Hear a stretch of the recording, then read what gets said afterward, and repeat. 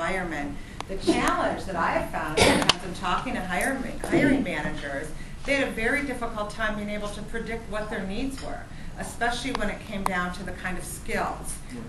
One of the companies that we worked with was a high-tech client that was fairly large. And if they looked at how they would align with that company and where that product was going that they're helping to represent, how would that inform how their own skills potentially need to grow, what they would have to understand differently. So I think part of this is how you can help educate even your hiring managers on how to think about the future, and so they begin to anticipate that. And that's kind of a difficult piece as well. I'm going to show you a graph a little bit later about how even looking at your hiring history, your turnover history, can help you a little bit in what that projects for the future. And that sort of crosses over that chasm between demand and supply as well. We talked a little bit before about business strategy, but certainly where is the organization headed? How much growth is planned? You know, how fast are they planning on growing? What markets are they planning on getting into? What is that going to look like? It's interesting, when I first met Frank, I'd actually heard about Frank from Kevin.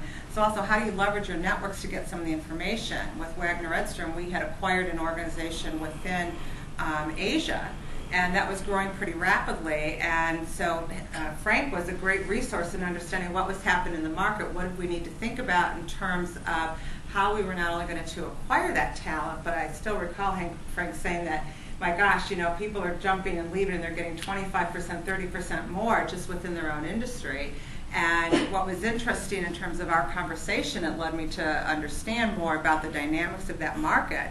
And recruitment talent was actually valued higher than public relations talent in Asia, which then created another challenge in terms of how do you present that internally, because that was not something that went over well.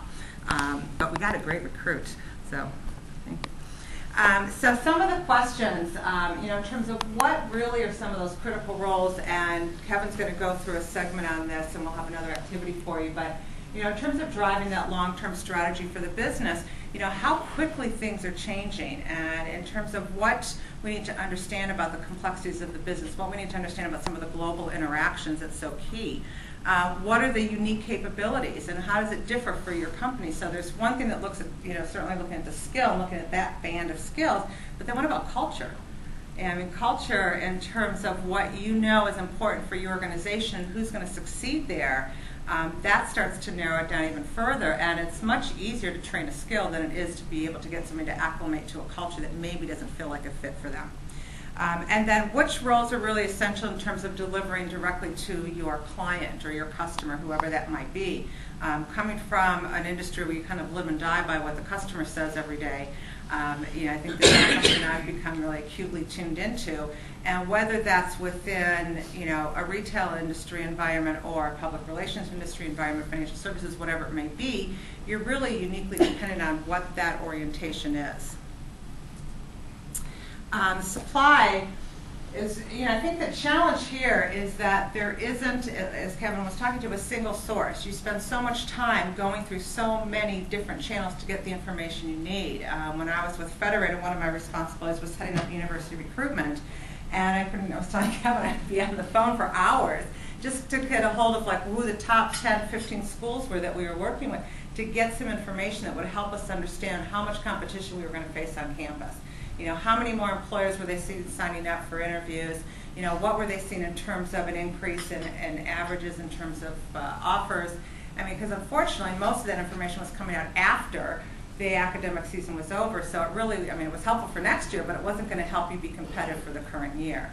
So try to get to some of that information. If there are organizations that you can tap into for your industry.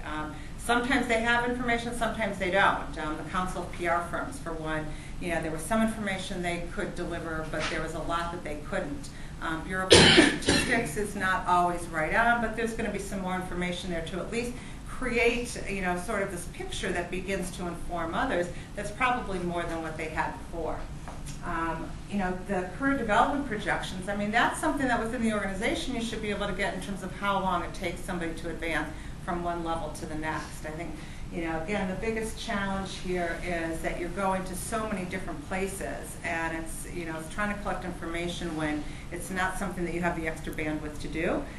Sometimes if you look at it in terms of what the business cycle is and how you're going to fit that into the overall workload on an annual basis, that can help as well. This is interesting looking at an organization and what their hiring looked like from 2001 to 2006. And obviously there was a significant event in 2004.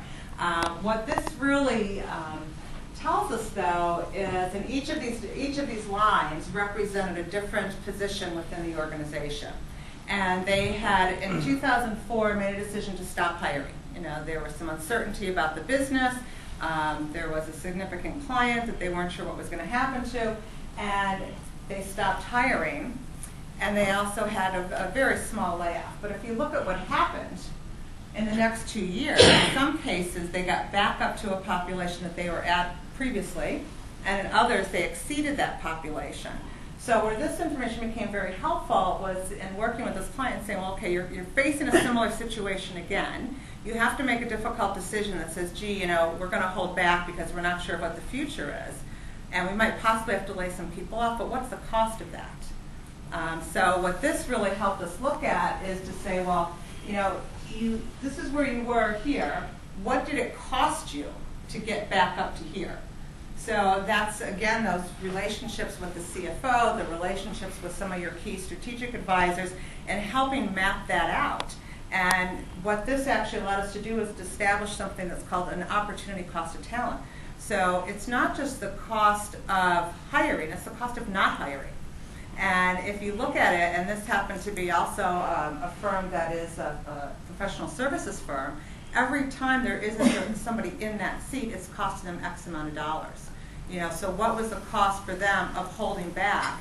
And as well as within a recruitment function, it's very difficult, as I'm sure many of you know, to start and stop and start and stop. You just have to keep that momentum going. It's one thing to keep building that proprietary talent pool that you're going to tap back into. But if you just put the brakes on, it generally takes months to really get it started up again.